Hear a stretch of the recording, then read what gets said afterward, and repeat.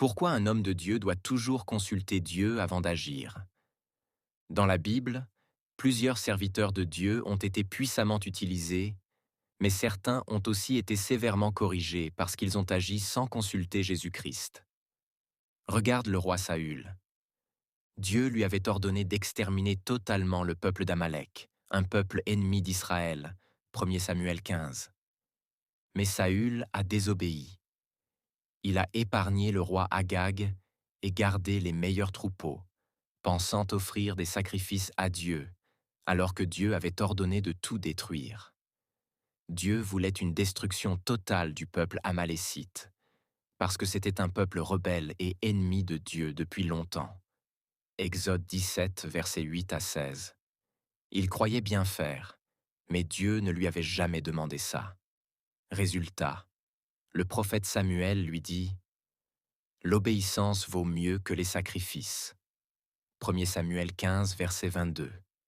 Et ce jour-là, Dieu rejeta Saül et donna son royaume à David, un homme selon son cœur. Voilà ce qui arrive quand on agit sans consulter Dieu. Même Moïse, l'homme le plus humble, a été puni pour avoir agi sans écouter Dieu.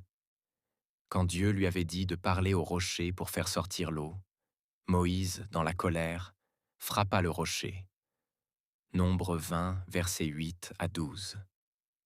L'eau sortit, mais Dieu lui dit « Parce que tu ne m'as pas sanctifié devant le peuple, tu n'entreras pas dans le pays promis. » Un seul acte sans consultation ni obéissance lui a coûté l'entrée à Canaan. Le prophète Jonas, lui aussi, a voulu fuir la mission que Dieu lui avait donnée pour Ninive. Il a pris une autre direction sans demander à Dieu, et la conséquence fut terrible. Il fut avalé par un grand poisson. Mais dans le ventre de ce poisson, il a compris que personne ne peut fuir l'ordre de Dieu.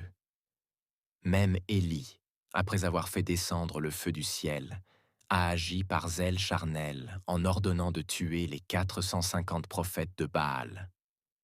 Et plus tard, il a fait descendre encore le feu pour tuer 102 soldats venus l'arrêter. 2 Rois 1 verset 9 à 15. Mais Jésus a révélé plus tard que cet esprit n'était pas celui de Dieu, quand Jacques et Jean voulurent faire descendre le feu sur les Samaritains.